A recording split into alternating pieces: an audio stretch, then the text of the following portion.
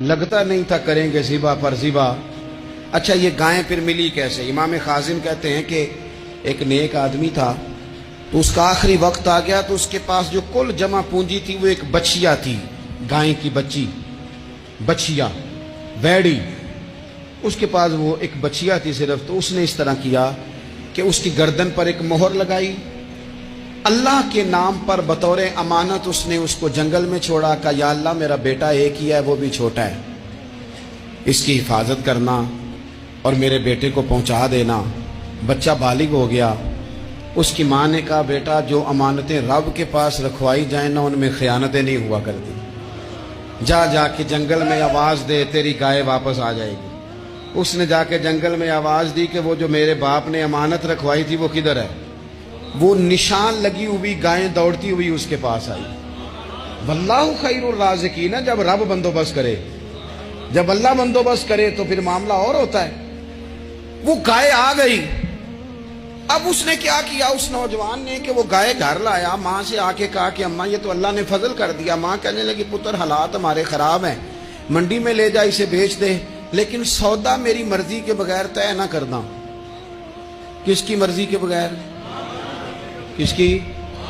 अम्मा की मर्जी। और सुनो यार, थे कुछ लोग जिनको लोगों ने ताने भी दिए कि तू माँ के पीछे लग गया है, लोगों ने बड़ा कुछ कहा, पर जो माँ की मर्जी पे लगे नाकाम नहीं होते जिंदगी में। ये देखो, माँ की मर्जी पे लगा। उसकी कीमत कितनी थी गाय की? बड़ी महंगी थी, पर 3 दिनार की थी।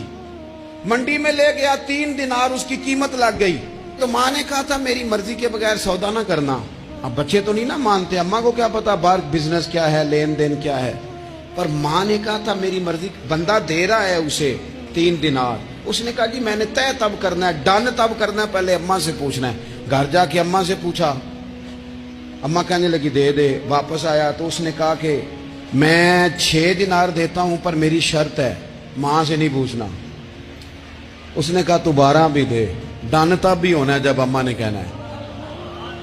वो जब इस तरह की उसने गुफ्तगू की, वापस अपनी वालदा के पास गए, कहने लगे, अम्मा समझ नहीं आती, 3 दिनार की गायें बंदा 12 में खरीदने को तैयार है, शर्त लगाता है कि अम्मा से नहीं पूछना। तो वालदा कहने लगी, पुत्र, पहले उससे जाके पूछ के आ, वो है कौन? ये कोई रूहानी मामला है, कोई गैबी मदद है, पूछ।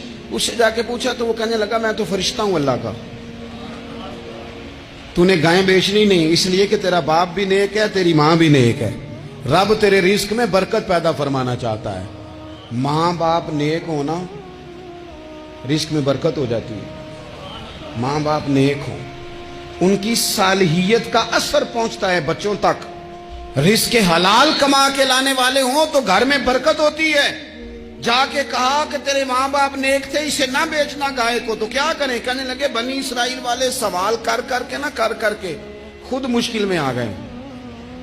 अब वो ऐसी गाय जो जवान भी हो, यहां तो हर गरीब आदमी अपनी गाय यहां लगा देता है, खेती बाड़ी में यहां लगा देता है, कुएं में पानी निकालने में, तो यहां तो हर एक की गाय। तो ऐसी गायें जिसका रंग भी इतना प्यारा हो, ज्यादा बूढ़ी ज्यादा बच्ची भी ना हो, और अभी तक खेत में भी ना लगी हो, वो सिवाय तेरे कहीं नहीं है। उसने कहा, चल फिर मेहरबानी